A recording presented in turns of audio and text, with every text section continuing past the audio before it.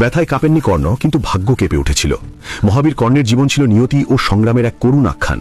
শৈশব থেকেই সারথী পিতার পেশার চেয়ে যুদ্ধবিদ্যার প্রতি তার টান ছিল প্রবল।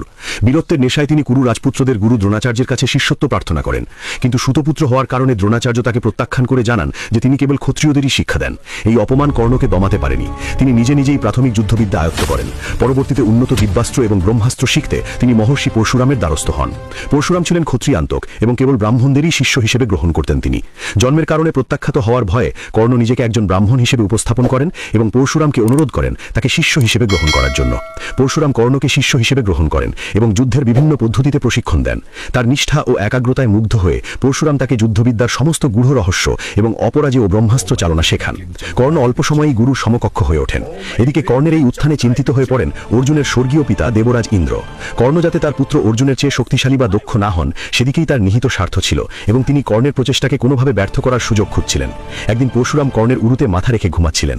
ইন্দ্র তখন এক বিষাক্ত পতঙ্গের রূপ ধরে কর্ণের উরুতে কামড় বসিয়ে দেন। এই কামড়ের ফলে ব্যথা হওয়া সত্ত্বেও কর্ণ পরশুরামের ঘুম ভাঙাতে চাননি এবং তাই 1 ইঞ্চিও নড়াচড়া না করে চুপচাপ ব্যথা সহ্য করে বসে থাকলেন। ইন্দ্ররূপী পতঙ্গটি মাংস ছিদ্র করে ভেতরে ঢুকে গেল এবং গভীর ক্ষতের সৃষ্টি করল। কর্ণের উরু দিয়ে রক্ত ঝরতে শুরু করল। গুরুর নিদ্রাভঙ্গের ভয়ে কর্ণ অসীম ধৈর্য ধরে স্থির হয়ে থাকলেন। যখন পরশুরাম জেগে উঠলেন এবং কর্ণের উরু থেকে রক্ত ঝরতে দেখলেন, তখনই তিনি তার কুখ্যাত ক্রোধে আপ্লুত হয়ে গেলেন। কর্ণের দিকে তাকিয়ে তিনি বললেন, প্রিয় শিষ্য, তুমি অবশ্যই ব্রাহ্মণ নও। এত শারীরিক যন্ত্রণার মধ্যে কেবল একজন ক্ষত্রিয় স্থির থাকতে পারে। সত্যিটা বলো।